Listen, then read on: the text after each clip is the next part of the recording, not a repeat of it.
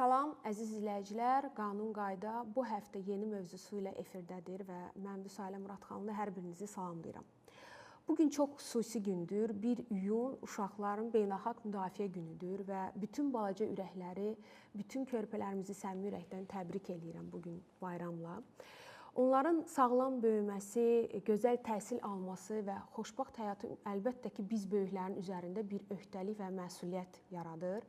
Və mən də düşünürəm ki, bunların gələcəyində təhsil ən önəmli rollardan biri daşıyır və biz də bugünkü mövzumuzu məhz təhsil hüququna həsr elədik. Uşaqlarımızın sabahı üçün ən vacib məqamlardan biri.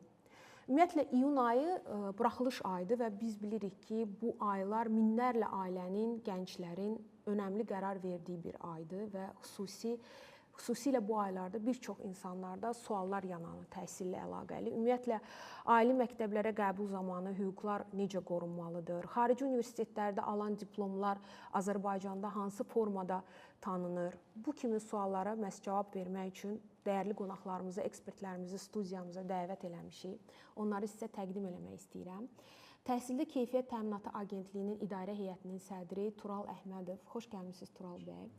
Və millət vəkili ADA Universitetinin prorektoru Fariz İsmayılzadə. Xoş gəlmisiniz Fariz bəy. Xoş gördük, minnətdarım hər ikiniz də. Bazar gününüzü həsr edib bizim verilişimizə qatılmısınız. Əminəm ki, izləyicilərimiz üçün çox faydalı məlumatlar paylaşmış olacağıq. Mən əlbəttə ki, bilirəm siz öz sahənizdə ən tez-tez rast gəldiyiniz məsələ məhz hüquq təhsillə əlaqəlidir. Təhsil sahəsində qanunvericilikdir, təhsilin keyfiyyətinin tarazlanmasıdır və s. Amma ilk sualım mənim Fariz müəllim sizədir. Bugün Milli Məclisdə yeni bir qanun layihəsi təhsillə əlaqəli hazırlanırmı? Yəni xalqımızı yeni bir məsələ gözləyirmi bu yaxınlarda?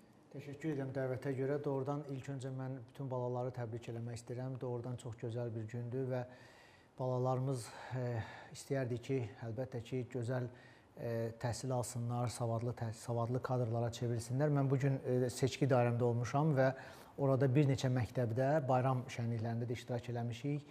Çox sevindirici haldır ki, məktəblərimizdə gözəl kadrlar yetişir, balalar yetişir və ölkəmizə savadlı vətəndaş olacaqlar. Parlamentin fəaliyyətinə gəldikcə mən deyim ki, təbii ki, bizim parlamentin fəaliyyətində bir neçə maraqlı təhsillə bağlı qanunlar deməli gündəlikdə olub. Bu yaxınlarda biz maraqlı bir qanun layihəsi təqdim etmişdik və səs çoxluğu ilə o həmin qanun layihəsi təsdiq olundu. Bu da Qarabağda yaşayan və Qarabağa köçən, Qarabağda yaşayan, çalışan ailələrin uşaqları peşə məktəbə daxil olarsa, o həmin peşə məktəbdəki təhsillərini dövlət ödəyəcək və dövlət hesabına ödənişsiz onlar peşə təhsili alacaqlar. Bu yeni bir qanun layihəsi idi. Bəli, maraqlı bir imkan açıldı həm gənclər üçün, həm Qarabağın inkişafına böyük töhfə verəcək. Digər tərəfdən parlamentimizin işində Ali Təhsil Qanunu əlbəttə gündəlikdədir. Bu Ali Təhsil Qanunu 6-cı çağırış, yəni seçkidən öncə olan çağırışda müzakirə olunmuşdu. Orada bir neçə dəfə ictimai dinləmələr, komitə iclaslarında müzakirə olunmuşdu, amma hələ parlamentdə səsvermə olmayıb. Mən çox ümid edirəm ki, gələcəkdə üzümüzə gələn illərdə həm Ali Təhsil Qanununa biz yenidən baxacağıq. Buna yəqin ki, cəmiyyətimizdə sifariş var. Orada çox maraqlı müddalar var. Yəqin ki, bu müddalar bizim təhsilin inkişafına biraz da imkan yaradacaq və eyni zamanda da bəzi məqamlar var ki, təhsil qanununda universitetlərin, yəni adından mən danışıram, universitetlər həmin təhsil qanununda bəzi dəyişikliklər görmək istəyirlər və onlar da üzümüzə gələn illərdə nəzərə alınacaq və müzakirə olunacaq. Çox sağ olun, təşəkkür edirəm. Əslində çox xoş xəbərlər sayılır deyirəm. İnşallah qəbul olunmuş olacaqdır. Mən əminəm ki, son illərdə təhsilimizin keyfiyyəti bir çox islahatlar aparılır bu sahədə. Sualım əslində Tural bəy sizədir. Bugün Azərbaycanın təhsil sistemində ən vacib prioritetlər, yəni nəyin üzərində işləyir agentlik daha çox? Təşəkkür edirik Sayın xanım ilk öncə dəvətə görə. Sözsüz ki, biz də bu imkandan istifadə edib övladlarımızı təbrik edirik və düşünürük ki, onların hüquqlarının müdafiəsi 365 günün bir günü deyil, hər günüdür əslində. Və düşünürük ki, onlar gələcəyimiz olaraq möhkəm bünövrələr üzərində həm öz təhsillərini, həm də öz şəxsiyyətliklərini, bir növ kimliklərini formalaşdırmalıdırlar. Agentlik olaraq dövlətin bizə verdiyi mandat əsasında biz faktiki olaraq müxtəlif təhsil pillələrində və səviyyələrində həm akkreditasiyanı, eyni zamanda keyfiyyət monitorinqini həyata keçiririk. Ötən illərdən fərqli olaraq 24-cü ildə biz ilk dəfə olaraq ali təhsil müəssisələrində ixtisas üzrə, biz ona proqram akkreditasiyası deyirik, ixtisas üzrə dəyərləndirməni həyata keçirdik və təsadüfi deyil ki, ilk dəfə olaraq həyata keçirilən bu akkreditasiyada məhz ibtidai sinif müəllimliyi üzərindən yola çıxmış olduq.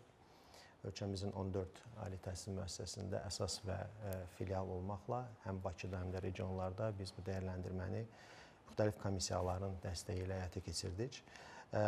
Cari ildə bu fəaliyyətin davamı olaraq məktəbəqədər təhsil üzrə kadr hazırlayan ali təhsil müəssisələrimizdə proqram akkreditasiyasını həyata keçiririk. Bundan əlavə peşə təhsil müəssisələrində institusional akkreditasiya da ilklərdən biridir. Bu kontekstdən ənənəvi olaraq ali təhsil müəssisələrimizdə institusional akkreditasiya ilə yanaşı artıq agentlik həm proqram akkreditasiyasını, eyni zamanda peşə təhsil müəssisələrində müvafiq akkreditasiyanı həyata keçiririk və son 3 ildə məktəbəqədər təhsil müəssisələri artıq Elm və Təhsil Nazirliyinin kurasiyasına verildikdən sonra agentlik bu istiqamətdə keyfiyyət monitorinqini həyata keçirir. Hər il 100 müəssisədə olmaqla həm Bakıda, həm də regionlarda biz bu fəaliyyəti həyata keçiririk. Əslində akkreditasiya və yaxud da keyfiyyət monitorinqi bir mədəniyyətdir. Həm təhsil müəssisələrinin özünü dəyərləndirmə, özünü təhlil hesabatlarını yazmaq səriştəsini əldə edirlər. Eyni zamanda fərqli sahələrdən gələn, eyni zamanda müxtəlif təhsil müəssisələrində çalışan kadrlardan ibarət müvafiq komissiya agentlik tərəfindən formalaşır və nəticə etibarilə onlar bu proqramın və yaxud da ki, institusional akkreditasiyanı və yaxud da keyfiyyət monitorinqini həyata keçirib yekun hesabatları hazırlayırlar. Düşünürəm ki, bu mədəniyyətin formalaşması və yaxud da ki, daha da gücləndirilməsi istiqamətində artıq ciddi, belə deyək də, ümidverici fəaliyyət var və düşünürük ki, burada hər bir şəxsin, o cümlədən də təhsil müəssisələrində çalışan həmkarlarımızın ciddi əməyi var. Nəticə etibarilə agentlik şəffaflıq prinsipinə əsasən bu hesabatları məhz internet səhifəsində ictimailəşdirir və düşünürük ki, bu eyni zamanda təhsil sahəsində çalışan həmkarlar üçün ciddi bir tədqiqat mənbəyidir ki, onlar bundan istifadə edə bilərlər. Bu mənada istər xaricdə əldə olunan kvalifikasiyaların keyfiyyəti, yəni onun kalibri kontekstindən, istər yerli təhsil müəssisələrimizin verdiyi təhsilin keyfiyyətinin ölçülməsi baxımından agentliyin üzərində qürur verici bir missiya durur. Mən izləyicilərimizə dəvət edirəm ki, bugünkü mövzumuza qoşulsunlar müzakirələrimizə. Telefon nömrəmizi xatırlatmaq istəyirəm. 050 ilə 228 0707 nömrəmizə daimi SMS formasında suallarınızı yönləndirə bilərsiniz. Amma bugün qonaqlarımıza öz suallarınız varsa yönləndirməniz üçün canlı efirə qoşula bilərsiniz və ya da rəylərinizi bildirə bilərsiniz. Buyurun, müzakirələrimizə qatılın. Anons gedəndən sonra inanın o qədər suallar gəlməyə başladı platformaya. Başa düşdüm ki, yenə də hər zamanki kimi bu mövzu aktual mövzudur və mən istərdim ki, bizim platformaya keçək, oradan gələn sualları ən azı izləyicilərimizə cavablandırmağa çalışaq. Demək, birinci sualım, salam, mənim oğlum məktəb direktor valideyn iclasında intizamsızdır deyərək ümumi qərarla məktəbdən çıxarılmışdır. Rəsmi səbəb heç bir formada mənə göstərilməyib, heç yazılı xəbərdarlıq da olmamışdır və mən başa düşmədim, bu nə dərəcədə qanunudur? Direktorun belə bir səlahiyyəti varmı şagirdi məktəbdən çıxartmaq? Son telefon 4 nömrəsini abonentin 7812 iləndir. Əslində, Tural bəy, bu sualı istəyərdim sizə yönləndirəm. Düzdür, tam da sizin sahə deyil, amma direktorlara nəzarət olurmu agentlik tərəfdən? Yəni, direktorun fəaliyyətinə, əgər valideyn şikayət edirsə, bunu Təhsil Nazirliyinə eləyirmi, yoxsa Keyfiyyətə Nəzarət Agentliyinə də yönləndirə bilər? Təşəkkür. Əslində, təqribən il yarım bundan əvvəl məhz Elm və Təhsil Nazirliyinin tabeliyində və yaxud da yanında yaradılan yeni agentliklər ki var, məhz gündəlik əməliyyat işlərini onlar həyata keçirirlər. Belə ki, məktəbəqədər və ümumi təhsil üzrə dövlət agentliyi məhz onun mandatında olan bir məsələdir. Təhsildə keyfiyyət təminatı agentliyi olaraq isə təbii ki, biz keyfiyyətin müvafiq alətlər əsasında ölçülməsi üzrə müvafiq yurisdiksiyaya sahibik. Və düşünürəm ki, valideynin hüququ var ki, haqqı var ki, o məktəbəqədər ümumi təhsil üzrə dövlət agentliyinə müraciət etsin və məsələnin araşdırılmasına tələb etsin. Çox sağ olun. Demək, ümumiyyətlə bu psixoloji məqamla, yəni burada əlbəttə ki, müdir barədə şikayət edirlər, amma buna bənzər bir sualımız da var. 1455 ilə abonent nömrədən sual gəlibdi. Salam, adım Nərgizdir. Qızımın müəllimi ona dəfələrlə sinifdə təhqir edir və direktor şikayətimizə də baxmır.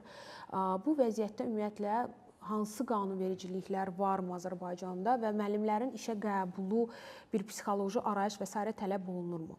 Əslində Faiz müəllim, mən istərdim bu sualı sizə yönləndirəm, amma bir balaca aydınlıq gətirəm. Çünki mən özüm də bir dəfələrcə dövlət orqanlarında işə qəbul olduğum zamanlar yadımdadır ki, bizdən bu psixoloqlara müraciət eləyirdik və biz arayış alırdıq ki, həqiqətən psixoloji sağlamlığımız barədə. Sadəcə mən belə başa düşdüm ki, təhsildə belə bir tələb yoxdur hal-hazırda.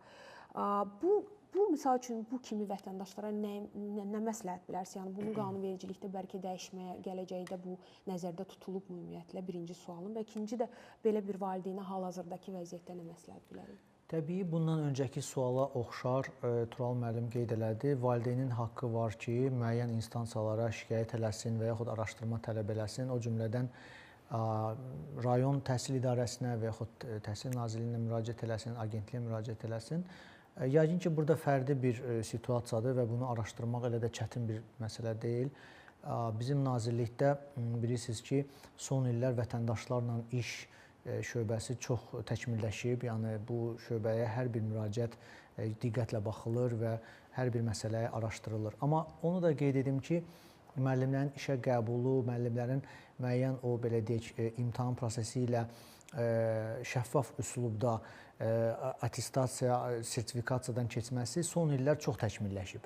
Yəni vaxtı ilə 90-cı illərdə əgər biz xatırlatsaq, işə qəbul tamam başqa meyarlarla keçirilirdi. Orada imtahan olmurdu və şəffaflıq prinsipləri də pozulurdu. Amma son illərdə Nazirlik buna çox böyük diqqət yetirir. Müəllimlərin bir neçə mərhələli işə qəbul prosesi var, mərkəzləşmiş imtahan olur. Çox şəffaf, mətbuat da izləyir, ekspertlər də izləyirlər. Ondan sonra müsahibələr keçirilir. Müsahibələrdə siz həmin o dediyiniz meyarlara da diqqət yetirilir. Yəni mən ümid edirəm ki və mən əminəm ki, bu imtahanların işə qəbul prosesinin təkmilləşdirilməsi nəticəsində müəllimlərin də keyfiyyəti çox ciddi şəkildə artıb və bu da bizim balalarımızın təhsilinə, gələcək savadlı kadr olmasına inşallah töhfə verəcək. Yəni siz hal-hazırda Ada Universitetinin prorektorusunuz. Bu universitetdə müəllimlərin qəbulunda bu xüsusiyyətlər nəzərə alınır? Biz universitetlərdə işə qəbul biraz başqa cür prinsiplərlə aparılır. Mən indiyə kimi dediyim cümlələr daha çox orta təhsil məsələsi. Amma universitetlərdə, xüsusilə Ada Universitetində bilirsiniz ki, dərslər ingilis dilində aparıldığı üçün orada biz daha çox diqqət yetiririk. Xaricdə misal üçün kim müdafiə edib, elmi dərəcəsi var, xarici universitetlərdə oxuyublar. Oradakı bizim dövlət proqramı ilə göndərilən kadrları biz daha çox götürməyə çalışırıq işə və şükürlər olsun ki, son illərdə minlərlə Azərbaycanlı gənc xaricə doktoranturaya, magistraturaya göndərilib dövlət hesabına və onlar oxuyub qayıdırlar və bizim kimi universitetlərdə tədrisə cəlb olunurlar. O artıq başqa bir seçim meyarıdır. Bəli, başqa növlə biz orada baxırıq. Bir maraqlı sual gəlib. Əslində oxşar buna bənzər suallar çoxdur, amma mən birini səsləndirəcəm. Əminəm bir başqa izləyicilərimiz də cavabını bu sualın cavabında tapmış olacaq. 2689 abonent nömrəli sual verib. Salam, mənim qardaşım Leningrad Dövlət Universitetinin Azərbaycandakı filialını bitirib, amma indi diplomunu tanıda bilmir. Deyirlər ki, bu filialın rəsmi akreditasiyası yoxdur. Belə hallarda məzunlar nə etməlidirlər və bu insanlar hal-hazırda əziyyət çəkirlər, hara getməlidirlər? Qardaşı 2004-cü ildə bitiribdi universiteti. Bax, belə bir problemlə üz-üzə qalıb. Təəssüflər olsun ki, kvalifikasiyanın tanınmaması ilə əlaqədar belə bir çətinlik var, amma özünüz də qeyd etdiyiniz kimi bu çətinliyin əsası məhz kvalifikasiyaların tanınmasında ilkin şərt olan lisenziya və akkreditasiyanın olmamasıdır. Yəni, başqa sözlə, agentlik mövcud kvalifikasiya tanınması qaydalarına əsasən, yəni əsas tələbə cavab vermədiyi üçün imtina verib. Yəqin ki, məlumatlısınız, qeyd etdiyiniz dövrlərdə belə təhsil müəssisələrinin filialları ölkəmizdə fəaliyyət göstərib və onun yaratdığı müəyyən, belə deyək də, o fəsadlar təəssüf ki, var. Amma mən tövsiyə edərdim ki, həmin şəxs agentliyə zəng vursun və bununla əlaqədar biz bəzi istiqamətlər üzrə ona dəstək olmağa çalışaq. Çox sağ olun. Demək, bir şəxs yazıb ki, hal-hazırda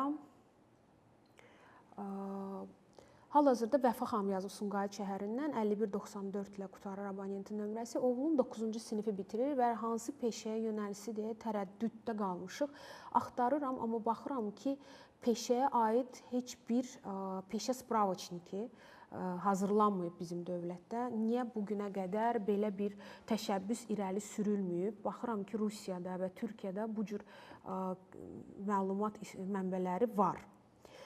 5194. Peşə spravочники. Fariz müəllim. Mən bu sualla bağlı öz fikrimi bildirim. Çünki bu bizim təhsil işçilərinin ən yaralı yeridir. Bilirsiniz, bizim cəmiyyətdə hər zaman valideynlər abituriyentlərin seçiminə, ixtisas seçiminə çox böyük təzyiq edirlər. Bəzən hətta belə deyək də onların yerinə seçim edirlər. Misal üçün hər bir valideyn deyir ki, mən istəyirəm ki, oğlum hüquqşünas olsun, uşağım həkim olsun. Yəni ənənəvi klassik peşələri seçirlər.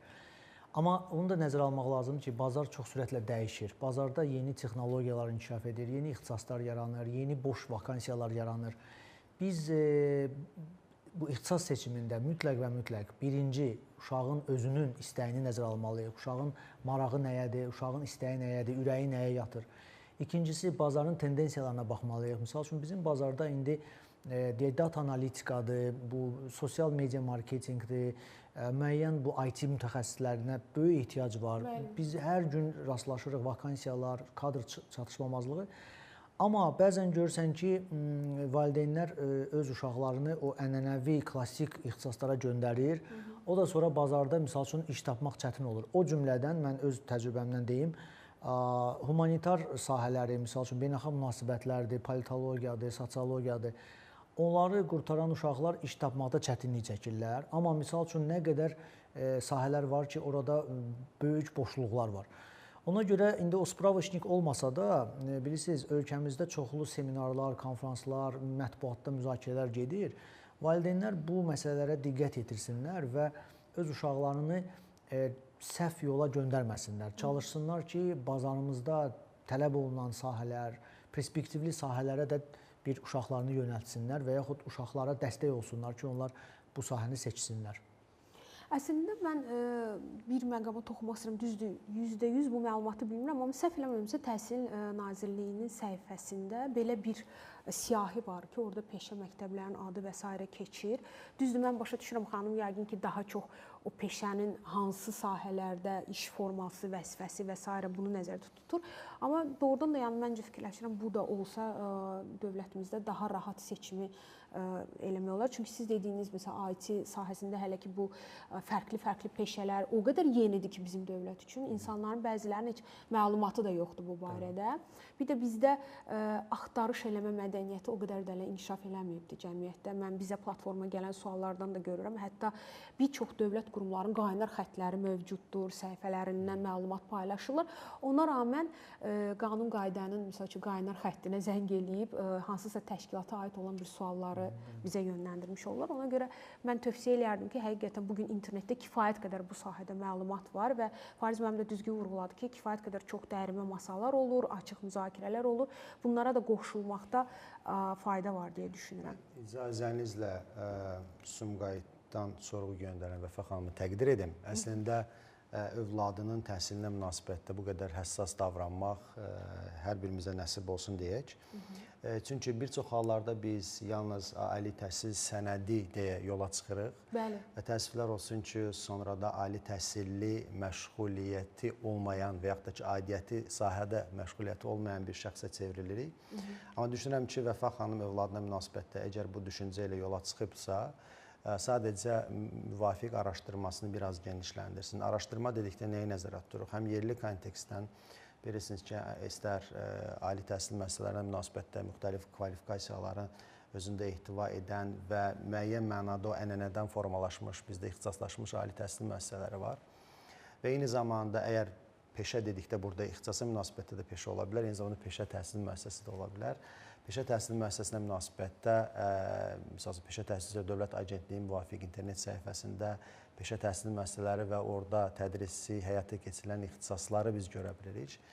Və yaxud da ki, əgər ölkə hüdudlarından kənara münasibətdə yeni interdisiplinar, multidisiplinar ixtisaslar üzərindən övladı ilə bu yola çıxmaq istəyirsə, düşünürəm ki, bu mənada da biz agentlik olaraq Vəfa xanıma konsultativ dəstək göstərməyə hazırıq.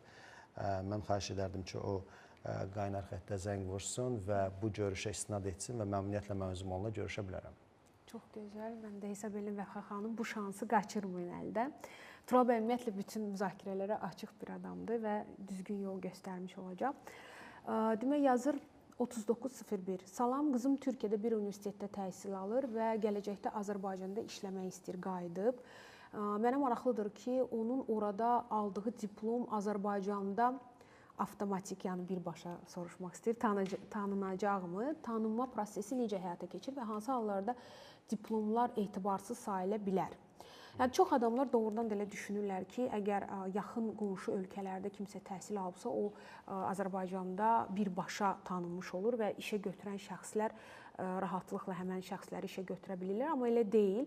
Bütün diplomlar xaricdə təhsil alandan sonra Azərbaycanda bir tanınma prosesindən keçirilər. Nostrifikasiya deyilir buna. Tural bəy, biz bu xanıma bir cavab verək. Çox üzr istəyirəm Tural bəy. Qısa bir reklam fasiləmiz var. Reklam fasiləmizdən sonra studiyada bu suala cavab vermiş olacağıq.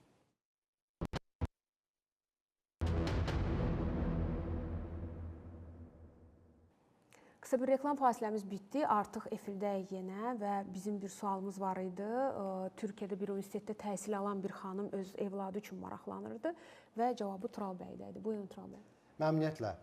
Sözsüz ki, biz təfərrüatlı məlumat əldə etmədən biz hörmətli vətəndaşımıza dəqiq cavab verə bilməyəcəyik. Çünki bilirsiniz ki, tanınma ilə əlaqədar bir neçə şərt var. Onlardan biri akkreditasiya lisenziyasıdır, digər parametr götürülən dərslərdir, kreditlərin sayıdır, həmin müddətdə fiziki olaraq dərslərdə iştirak etmə və digər məsələlər var. Təbii ki, bu detalları bilmədən cavab vermək çətindir, amma qeyd etmək istərdim ki, yəni Türkiyə Respublikasına can Türkiyədən edilən müraciətlərin böyük əksəriyyəti tanınır. Mən əslində tanınma ilə əlaqədar vəziyyətin kritik olmadığını bir daha vətəndaşlarımızın diqqətinə çatdırmaq istərdim. Sadəcə məlumat üçün qeyd edim ki, təqribən edilən müraciətlərin ümumilikdə götürdükdə 10%, 12% yekunda tanınmama ilə nəticələnir və təbii ki, bu da daha çox aşağı reytinqli olan universitetlərdəndir. Sözsüz ki, Türkiyədə hansı ali təhsil müəssisəsində övladı təhsil alır, hansı ixtisas üzrə bu haqda məlumatımız olmadığı üçün mən düzgün yönləndirməmək istəmirəm. O baxımdan düşünürəm ki, sağlıq olsun, məzun olsun, müraciət edə bilər. Bir maraqlı sualımız gəlib. Düşünürəm ki, mənim özüm üçün də əslində bu maraqlıdır. Çünki mən də hələ də ki, onlayn təhsillərə arada qatılıram. Nigar xanım yazır Bərdə şəhərindən və deyir ki, mənim oğlum hal-hazırda onlayn təhsil alır. İsveç ölkəsinin bir onlayn institutu var. Yəni, o onlayn ona diplom verəcək yekunda. Amma bildiyimə görə Azərbaycanda həmən diplomlar tanınmır. Bununla əlaqəli varmı ən yaxın zamanda bir dəyişikliklər gözlənilirmi? 8842 nömrəli abonentdən. Əslində, Fazman, bu sual biraz sizə yönəlir. Mən məmnuniyyətlə... Onlayn təhsil həqiqətən də aktual mövzudur və bir çox insanlar hətta pandemiyadan sonra bu təhsil növü artdı və buna maraq da çox artdı. Tamamilə doğrudur. Azərbaycanda bilirsiniz, bu distant təhsildir, onlayn təhsildir, bəzi belə o formalara biraz şübhə ilə baxılır və orada olan keyfiyyət, yəni təhsilin keyfiyyəti bizim dövlətimizi tam qane etmir. Çünki misal üçün insan onlayn qatılırsa, biz bilmirik də, o nə qədər vaxt keçirib müəllimlə ünsiyyətdə olub, nə qədər onlayn tapşırıqlara qatılıb, bəlkə deyək, kompüterini yandırıb, amma özü heç oturmayıb orada. Yəni, bunu yoxlamaq biraz çətin olur. Amma ümumiyyətlə götürsək, əlbəttə təhsil sahəsi çox dəyişir dünyada. Təhsil sahəsində indi qeyri-ənənəvi formalar ortaya çıxır. Misal üçün, mini credentiallar deyirlər, mini proqramlar və yaxud misal üçün hətta bəzi ölkələrdə kurslar vasitəsilə misal üçün proqramçıları yetişdirirlər, heç universitet təhsilinə ehtiyac olmur. Bu mənada ənənəvi, klassik universitet təhsili dünyada indi yenidən baxış keçirilir ki, bu lazımdır, lazım deyil. Bəzi ixtisaslarda doğrudan da rəqabət artıb, qısa müddətli kurslar böyük bir rəqabət yaradır, sonra bu distant onlayn kurslar rəqabət yaradır. Bizdə hələ biraz bu işlərdə bilirsiniz, hələ bu ənənəvi yanaşmadır, klassik yanaşmadır ki, biz təhsilin keyfiyyətini təmin etməyənə qədər bu formalara biz keçə bilmərik. Amma mən bilirəm ki, başqa ölkələrdə keçid var, başqa ölkələrdə hətta magistratura 1 illik olub, 3 illik bakalavr var. Yəni biraz çeviklik yaranıb təhsil sahəsində və biz də gələcəkdə yəqin ki, bu formalara, bu təhsilin həm formalarına, həm onun strukturuna yenidən baxış bəlkə də gələcəkdə eləməli olacaq. Çünki bazar dəyişir, tələblər dəyişir, dünyada indi siz o dəyişikliklərin sürəti də çox belə. Ona görə o mənada gələcəkdə yəqin ki, biz baxacağıq bu işlərə.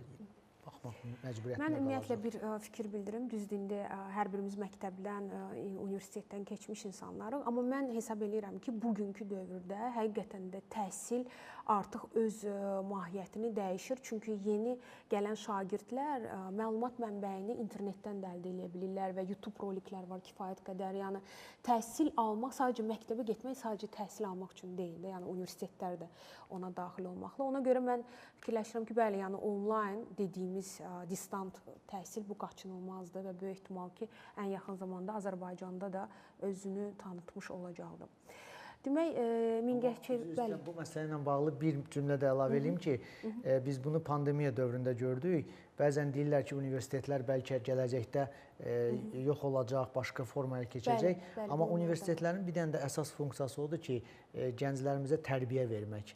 Məsələn, o gənc ki, universitet mühitində qalır, orada yetişir, onun dəyərləri formalaşır. O da vacib elementdir. Yəni, tək sırf peşəkar, peşə bilikləri yox, eyni zamanda onun bir şəxsiyyət kimi formalaşması da universitet mühitində çox vacibdir.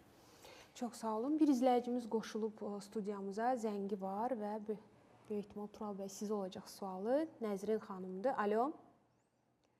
Alo. Alo. Salamlayırıq sizi Nəzrin xanım. Buyurun, efirdəsiz qanun qaydada. Salam, hər vaxtınız xeyir olsun. Mənim belə bir sualım olacaq ki, deməli mən 2014-cü ildə Anadolu Dövlət Universitetinə daxil olmuşam. Bəli. Ancaq Azərbaycan proqramlarında daxil olmuşam. Bu dövlət diplomu universitetidir. Sadəcə olaraq artıq uzun illərdir ki, mənim diplomum və mənim kimi bir neçə tələbənin diplomu tanınmır. Mən bilmək istəyərdim, distant formatda təhsil alan tələbələrin diplomları tanınacaqmı, yoxsa yox? Distant formada. Nəzrin xanım, təşəkkür edirik. Sadəcə diqqətinizə çatdırım ki, bu distant deyil, biraz da fərqli təhsil alma formasıdır. Bu uzaqdan eğitimdir.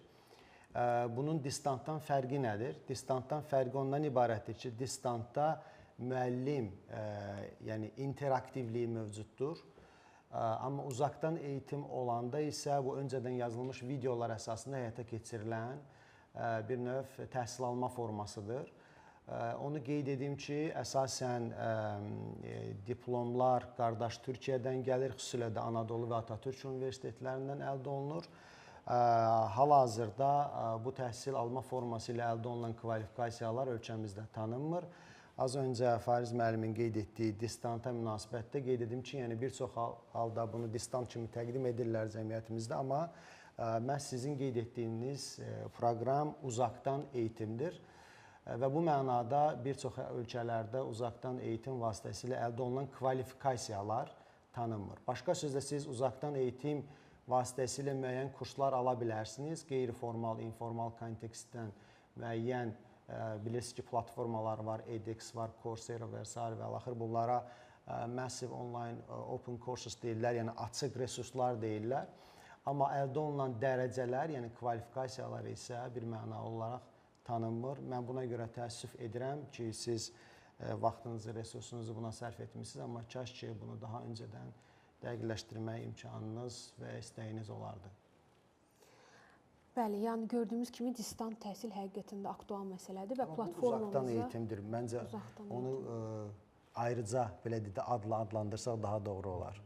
Yəni orada müəllim interaktivliyi yoxdur, sadəcə videolar əsasında dərs keçir. Amma əslində burada o videoların keyfiyyətinə nəzər salmaq olar, sadəcə tələbənin aktivliyini müəyyən etmək olmur əlbəttə ki burada. Yenə də Fariz müəllim düzgün dedi ki, onun təhsilin keyfiyyətinə nəzarət etmək biraz çətin olur o sahədə. Mən razıyam. Demək, bir maraqlı sualımız daxil olub. Yazır ki, mən özüm neçə illərdir Dağıstan Universitetini oxuyub qurtarmışam, bir müddət işlədim, amma sonra işə götürən şəxs məndən diplomunun təsdiqini tələb elədi. 2014-cü ildə həmən diplomun təsdiqi üçün başvurdum Təhsil Nazirliyinə, amma imtina aldım və vurğuladılar ki, Dağıstan diplomları ümumiyyətlə tanınmır. Gəlin ümumiləşdirmə etməyək, vətəndaşımıza xatırladaq ki, hətta 2 gün bundan öncə bilirsiniz ki, aylıq əsasda biz kvalifikasiyanın tanınmasını həyata keçiririk. Orada belə qeyd olunan inzibati zonadan, ərazidən, müvafiq ali təhsil müəssisəsindən əldə olunan diplomun tanınması da yer alırdı. Sadəcə məsələ nədir? Yəni suallar daha çox ümumi şəkildə qeyd olunur, amma orada çoxlu təfərrüatlar var. Əgər vətəndaşımız hər hansı bir ali təhsil müəssisəsindən kvalifikasiya əldə edibsə və əyani təhsilə münasibətdə tibb və səhiyyə istisna olmaqla ümumi müddətin, yəni 8 ayın minimum 4 ayı olmayıbsa, bu artıq imtinaya gətirib çıxarır. Təəssüflər olsun ki, belə hallar yüzlərlə, minlərlədir. Yəni vətəndaş il ərzində əyani təhsil aldığını qeyd edir, diplomunu təqdim edir və müvafiq fiziki iştirakı dəyərləndirəndə məlum olur ki, bir il ərzində cəmi bir həftə olub. Və yaxud da qiyabi təhsilə münasibətdə, təbii ki, burada da minimum 6-8 həftəlik bir normativ var. Biz onun yarısını müvafiq qanunvericiliyə əsasən istəyirik, bu da 3 həftədir. Bəzən olur ki, ümumiyyətlə olmur, bəzən olur ki, bir gün olur, bəzən olur ki, səhər gedir, axşam qayıdır. Təəssüflər olsun ki, bunlar ürək ağrıdıcı məqamlardır. Sözsüz ki, belə hallar olduqda kvalifikasiyanın tanınmaması ilə üzləşilir. Konkret həmin şəxsə münasibətdə təfərrüatlar nədir bilmirəm. Amma 2014-cü ildə, əgər düz anladımsa, müraciət edib, yenidən müraciət edə bilər və bilirsiniz ki, 2023-cü ildə tanınma qaydaları dəyişilib və əgər onun imtina səbəbi nə olubsa bilmirəm, bu dil şərti ola bilərdir, sərhəd normativi ola bilərdir. Amma yenidən müraciət edə bilər və hətta bu, necə deyərlər, verilişə də istinad edə bilər ki, yəni biz onun təfərrüatlı araşdırmasını edək. Fariz müəllim, bir maraqlı sual gəldi. Mən istəyirəm bunu səsləndirəm. Əslində izləyicimiz sual verir ki, təhsillə əlaqəli hörmətli millət vəkilimizin qəbuluna yazıla bilirikmi? Olursa bunu nə formada həyata keçirdə bilərik? Çox maraqlı sualdır. Bizim parlamentin, Milli Məclisin saytında bütün millət vəkillərin qəbul günləri yazılır. Orada köməkçilərin telefonları var, bizim e-mail adreslərimiz var. Hətta aylıq qəbul günləri xəbər agentliklərində də nəşr olunur, yəni dərc olunur. Yəni hər bir vətəndaş əslində hər bir gün əlaqə saxlaya bilər. Orada dediyim kimi telefon nömrəsi də var, e-mail adresi də var. Hər gün mən qəbul eləməyə hazıram. Amma əgər bu vətəndaş bizim seçildiyimiz dairədən yaşayırsa və Bakıya gəlməyə çətinlik çəkirsə, ayda 2 dəfə millət vəkilləri öz dairələrində görüşlər keçirirlər. Mən də ayda 2 dəfə görüşlər keçirirəm. Hər bir gün bizə yazıb müraciət edə bilərlər, problem yoxdur. Biz hazırıq görüşlərə və problemləri dinləməyə hazırıq. Hətta özümdən əlavə edeyim ki, Fariz bəy sosial medialardakı platformalarından da açıqdır müzakirələrə. Yəni orada maraqlandıran suallar varsa, səhv eləmirəmsə Facebookda da aktivsiz. Bu maraqlı bir mövzudur. Əslində biraz parlamentin fəaliyyətinə də toxunur. Bizdə bilirsiniz, vətəndaşlar ənənəvi olaraq məktub yazırlar, telegram yazırlar. Amma müasir dövrdə yüzlərlə müraciət elə sosial şəbəkələrdən gəlir. Məsəl üçün Facebookda, Instagramda. Mən bütün mesajları oxuyuram. Yəni müasir dövrdə ənənəvi metodlardan başqa sosial şəbəkələrdə də müraciət edə bilirlər. Aktivdir. Və cavablandırır Fariz müəllim bu sualları. Demək, bir izləyicimiz qoşulub müzakirəmizə. Aybəniz xanım Bakı şəhərindən. Alo. Aybəniz xanım, siz efirdəsiniz, buyurun. salam əleykum. Hər kəs orada salamlayıram. Çox sağ olun. Sualım orada münsiflərədir. Mən Bəli. çox üzr istəyirəm. Mən özüm ali təhsilliyəm. 91-96-cı ilin məzunuyam. Bəli. Bakı Dövlət Xarici Dillər Universitetini bitirmişəm. Dillər Universitetini bitirmişəm. Bəli. İndi ikinci ixtisas olaraq mən MET kollecə vermək istəyirəm, tibb kollecinə.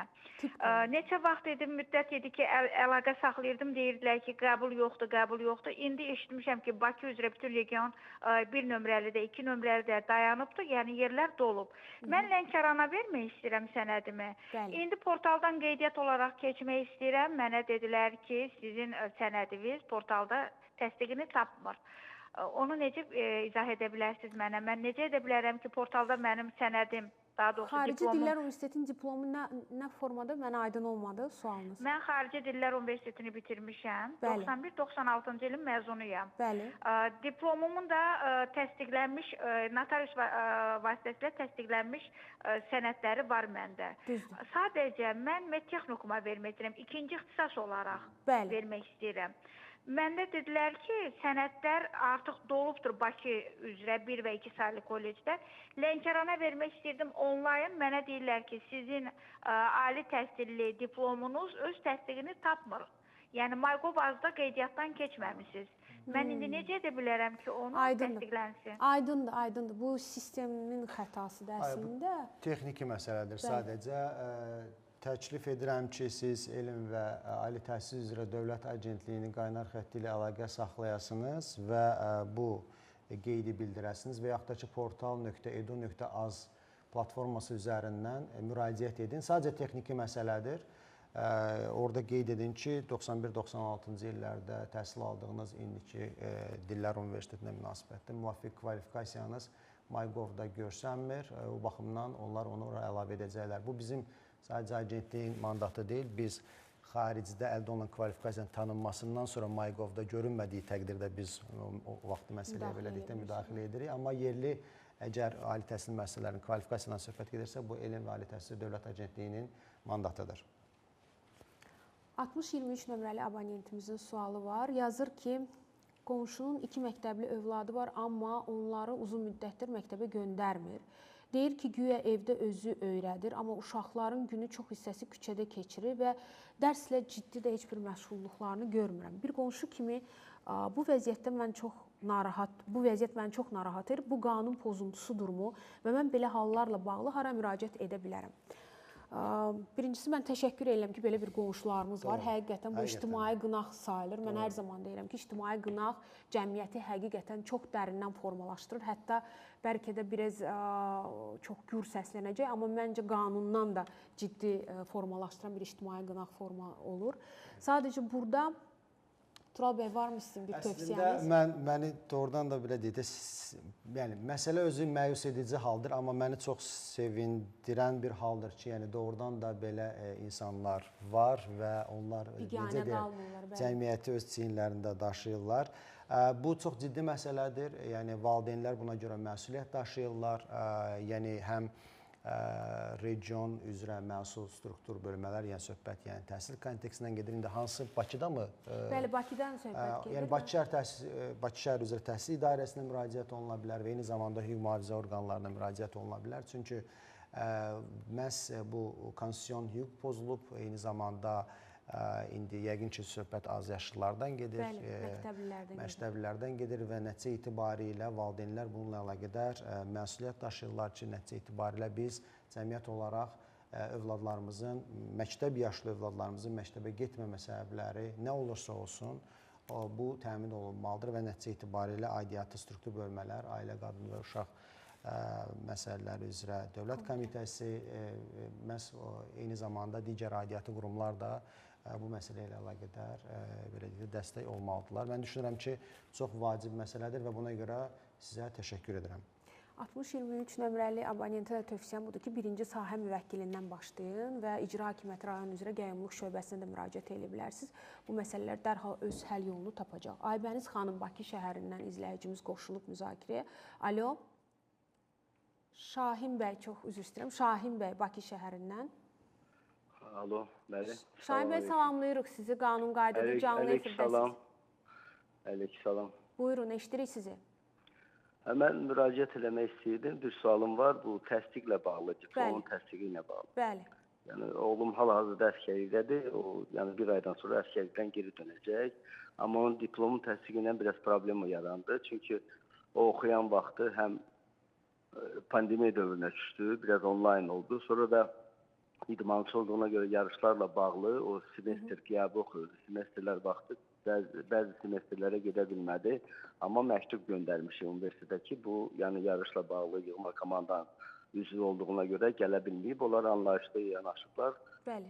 Və amma burada təsdiqə gedəndə bir dəfə yəni atkaz gəlib də, yəni etiraz olub ki, bu təsdiq olunmur. Apostolda var, hər şey var. Apostol. Aydındır. Şahin bəy, təşəkkür edirik. Övladınızın adını zəhmət olması qeyd edərdiniz. Xudaverdiyev Rəşid Şahinoğlu. Hal-hazırda hərbi xidmətdədir. İndi konkret olaraq, siz dediniz artıq imtina verilib, imtinanın səbəbi qeyd olunub, xatırlayırsınızmı onu?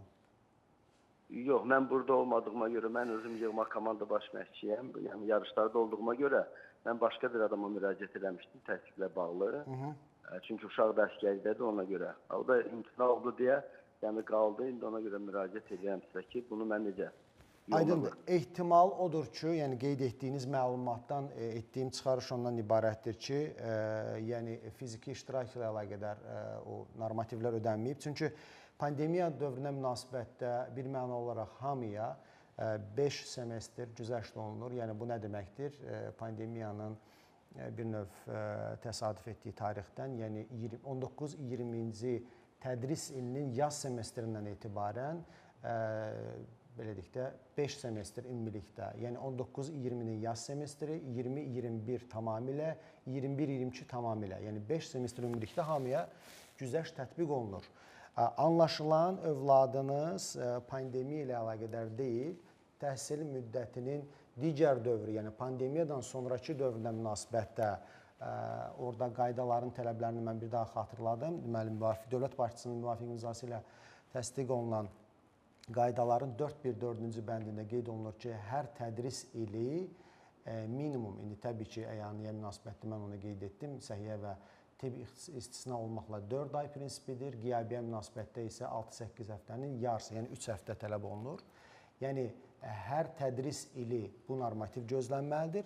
4.1.5-ci bəndin tələbi isə ondan ibarətdir ki, ümumi təhsil müddətinin 3/2-si. Görünür ki, orada bu tələblərdən ya biri, ya da hər ikisi pozulduğu üçün ona imtina verilib. Amma mən qeyd etdim bir daha və əlaqə nömrənizi də mən həmkarlardan götürəcəm. Sizinlə birbaşa məhz bu məsələ ilə əlaqədar əlaqə saxlanıb təfərrüatlı məlumat bir daha veriləcək. Çox sağ olun. Bir izləyicimiz də qoşulub, Fuad bəy Bakıdan. Alo. Alo, salam, hər vaxtınız xeyir olsun. Salamlayırıq sizi Fuad bəy, buyurun efirdə siz eşidirik sizi. Mənim sualım bu formadadır. Bacım Ukraynanın Xarkov şəhərində İqtisad Universitetini bitirdi. Dövlət Universitetidir. Akkreditasiyası 4, lisenziyası var. 2015-2020-ci illərdə. Birinci, ikinci kursda 7-800 gün qalıbdı. 3, 4, 5-ci kurslarda 15-19 gün qalıbdı və bizim əlimizdə universitet tərəfindən arayışlar, sənədlər var ki, universitetə lazım olan qədər biz orada olmuşuq. Amma çox təəssüf ki, bir ay öncə bizim diploma imtina gəldi və orada qeyd olundu ki, 160-240 saat olmalıdır. Biz ona riayət etməmişik. Amma universitet əksini deyir. Çox sağ olun, sağolunuz'a görə aktual məsələ. Fuad bəy, təşəkkür edirik. Əslində, mən nəyə məyusam? Çünki universitetlər bir çox hallarda bu argumenti istifadə edib vətəndaşlarımıza bunu deyir, bizə lazım olan qədər. Gəlin mən bir-iki məqamı xatırlatmağa çalışım. Əslində, təhsil sistemi bilirsiniz ki, aşağı-yuxarı eyni model üzərindəndir. Onlarda da əyani və qiyabi var. Bizdə də, misal üçün, Türkiyədə qiyabi təhsil yoxdur. Misal üçün, az öncə qeyd etdiyimiz uzaqdan eğitim deyilən təhsil alma forması var. Misal üçün, ona görə qardaş Türkiyədə qiyabi təhsil tanınmır. Bizdə də uzaqdan eğitim tanınmır. Misal, siz qeyd edirsiniz ki, Xarkovda təhsil alıb 15-ci, 20-ci illər arasında birinci və ikinci ilə münasibətdə, tədris ilə münasibətdə cəmi 7-8 gün olub. Yəni, gəlin mən sizə bax, belə deyək də, tam fərqli, yəni bu bürokratik məsələləri qoyaq kənara. Sizcə 7-8 günə bir tələbə o məzmunu, mahiyyəti mənimsəyə bilərmi? Bu mümkün deyil. Çünki bilirsiniz ki, qiyabiyyəyə münasibətdə qeyd etdiyim kimi 6-8 həftəlik bir norma var. 6-8 həftəlikdə təsadüfən formalaşmayıb. Bu həmin məzmunun mənimsənilməsi kontekstindən qoyulan minimum tələbdir. Və təbii ki, biz bu minimumunda minimumunu tələb edirik, yəni onun da yarısını. Amma əgər yekunda bir həftə tədris ili ərzində vətəndaşımız, dəyərli vətəndaşımız həmin ölkədə olursa və hətta biz inanaq ki, doğrudan da səmimiyyətinə inanaq ki, o həmin müddətdə təhsil müəssisəsinə gedib, inanın ki, o məzmunu mənimsəmək mümkün deyil. Təhsil müəssisəsi yanlış olaraq yönləndirib və təəssüflər olsun ki, indi biz dəyərli vətəndaşımızla üz-üzə qalmışıq və deyirsiniz, bir ay öncə imtina verilib. Təəssüf edirəm ki, imtina almışsınız, amma bilin ki, bu qaydalar çərçivəsində verilən imtinadır. Mən sizə tövsiyə edərdim ki, siz həmin ali təhsil müəssisəsi ilə əlaqə saxlayıb imtinanın səbəbini göstərəsiniz və bu məzmunun mənimsənilməsi üçün bir həftənin az olduğunu və bir həftə əgər yetərlidirsə, onun universitet tərəfindən əsaslandırılmasını tələb edəsiniz. Demək, çox maraqlı bir sual gəlib, bunu səsləndirəcəm mən platformadan sonra təkrar izləyicilərimizin suallarına keçərik. Yazır ki, öncələr, salam, mən validəyəm, Mingəçevirdən yazıram. Öncələr Sovet dönəmində hər fakültələrdə say məhdudiyyəti var idi, amma indi hüquqşünasları, həkimləri bütün dünyanın hər yerindən bitirib gəlirlər ölkəmizə daxil olurlar. Bizim özümüzdə də belə bir məhdudiyyət yoxdur. Rusiya dövləti bu yaxınlarda qanun qəbul elədilər ki, ödənişli təhsillərin məhdudiyyəti qoyulacaq. Yəni hər il 20-30 nəfər ola bilər maksimum misalı. Bizim özümüzdə belə bir qanun layihəsi düşünülürmü? Yoxsa adətən bizim şagirdləri daha çox kəsib ödənişliyə yönəltməyə çalışırlar? Maraqlı bir pozisiyada 36-77 nömrəli abonent vətəndaş hesab edir ki, qərəzli bir məqsəd var. Yəni uşaqlar testlərdən keçirlər, orada balları elə səviyyədə tuturlar ki, daha çox ödənişliyə yönəltmək üçün. Mən indi bu düzdür, subyektiv fikridir bizim izləyicimizin. Bunlar hesab edirlər ki, gələcəkdə belə bir qanun layihəsi olsun ki, məhz ödənişli fakültəyə məhdudiyyət qoyulsun sayı olaraq. Birincisi, mən onu qeyd edim ki, Azərbaycan Respublikasında hər il qəbul planı Nazirlər Kabineti tərəfindən təsdiqlənir və qəbul planında bütün yerlər spesifik olaraq göstərilir, yəni hansı ixtisasa neçə tələbə qəbul olunur. O cümlədən də ödənişsiz yerlər, yəni dövlət hesabına təhsil alan yerlər ildən ilə artır. Bildiyimə görə keçən il maksimum dərəcəyə çatmışdı. Təxminən səhv etmirəmsə 45 min tələbə yəni qəbul olunmuşdu və universitetlərdə ildən ilə qəbul planı artır. O mənada Azərbaycanda deməzdim ki, belə deyək, hansısa bir limitsiz bir situasiyadır. Konkret rəqəmlər var, konkret qəbul planı var. O cümlədən də dediyim kimi ödənişsiz yerlərə də artır. O, yəni onların proporsiyası ildən ilə artır. O ki, qaldı xaricdə təhsil alanlara. Biz eyni zamanda qeyd eləməliyik ki, biz bazar iqtisadiyyatında yaşayırıq. Yəni bir çox sahələrdə liberallaşma baş verib. Hər bir vətəndaşın haqqı var ki, getsin xaricdə oxusun, qayıtsın, öz diplomunu tanıtdırsın burada və bazarda özünə müvafiq iş tapsın, layiqli iş tapsın. O mənada qərar daha çox şirkətlərin özünə ayrılır, şirkətlər ən yaxşı kadrları axtarırlar, işə götürürlər. Yəni burada hansısa belə deyək 100%li bir nəzarət sistemi qoymaq çətindir. Bazar iqtisadiyyatının tələbləri var, dünya qloballaşıb. Ona görə daha çox qərarı şirkətlər özləri verməlidirlər ki, hansı kadr işə götürürlər və hansı kadra üstünlük verirlər. Bu mənada belə xaricdə təhsil alan gənclərimizə hansısa bir məhdudiyyət qoymaq, mən onun tərəfdarı deyiləm. Nə qədər çox oxuyarlar, təbii ki, sonra qayıdıb öz diplomlarını tanıtmaq şərti ilə o qədər bizim ölkəmizə yaxşı olar. Ümumiyyətlə, konstitusiyon hüququmuz. Buyurun, əlavə. Mən əslində düşünürəm ki, ya sualın formalaşmasında bir sıxıntı var, ya da ki, tamam fərqli bir məsələdir. Mənim anladığım ondan ibarətdir ki, yəni faktiki olaraq, az öncə Fariz müəllim də qeyd etdi, yəni əgər ölkə daxilində ümumi qəbul planından söhbət gedirsə, dövlətin orada bir neçə strateji məqsədləri var. Misal üçün, dövlət düşünür ki, kənd təsərrüfatı sahəsinə təəssüf ki, maraq göstərən gənclərimiz azdır. Bu çox strateji bir sahədir. Ona görə kənd təsərrüfatında yəni mövcud olan yerlər ali təhsil müəssisələri üzrə bəzən 100%-ə qədər, hətta xatırladığım qədər indi də 100%lik dövlət hesabınadır. Yəni dövlət ora qəbul olunan gənclərin maliyyələşməsini həyata keçirir. Yəni birisi ki, hal-hazırda ali təhsil müəssisələrimizdə adam başı maliyyələşmə üzrə maliyyələşmə həyata keçirilir. Və yaxud da ki, informasiya kommunikasiya texnologiyaları sahəsində artan tələbata və ehtiyaca münasibətdə də eyni yanaşma tətbiq olunur. Digər ixtisaslara münasibətdə isə fərqli-fərqli yanaşmalar var. Dövlət bunu müvafiq mərkəzi icra hakimiyyəti orqanları belə deyək də onların yekun rəyi əsasında formalaşan bir təcrübədir.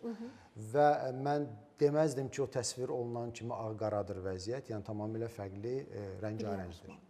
Mən hər ikinizə təşəkkür edirəm. Bazar günü gəldiniz. Çox maraqlı, faydalı məlumatlarla paylaşdınız və gün də xüsusi bir gündür, bayram günüdür.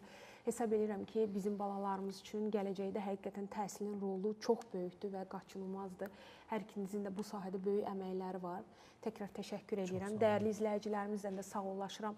Gələn həftə yeni mövzu ilə görüşmək ümidi ilə sağ olun, salamat qalın.